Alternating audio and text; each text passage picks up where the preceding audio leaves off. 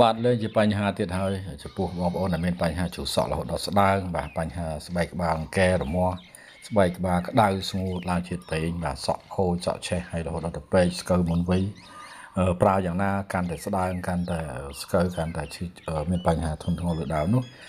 ជាមួយសាប៊ូធម្មជាតិយើងបាទមានកំហាប់ខាប់ស្អិតល្មួតម៉ត់ហើយក៏អូបតែម្ដងចឹងពុកម៉ែបងប្អូនអស់បារម្ភទៀតហើយបងប្អូនគ្រាន់តែកក់ត្រឹមតែ2ទៅ3ដងបងប្អូននឹងមានអារម្មណ៍ថាត្រជាក់ស្បែកក្បាលបាទបាត់អង្គែរមាស់ហើយធ្វើឲ្យសក់ទន់រលោងពិសេសមែនតើគឺបាត់ការឈឺសក់ហើយវាជួយបណ្ដោះកូនសក់មកវិញធ្វើឲ្យសក់យើង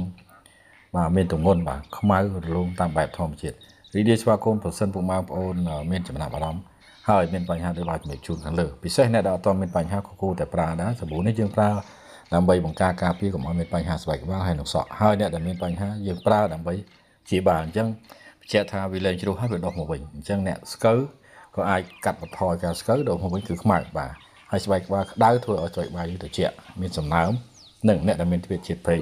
អញ្ចឹងរាល់បញ្ហាទាំងអស់ហ្នឹងវាបង្កអំពីកត្តា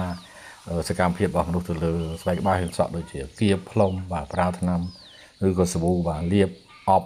កក់ដែលប្រើសារធាតុគីមីជាដើមហើយនឹងការកម្ដៅខួរក្បាលជាមួយនឹងការមើលទូរស័ព្ទនេះគ្រប់គ្រាន់ការដែលយើងមានបញ្ហាជំងឺកាពះពោះវៀន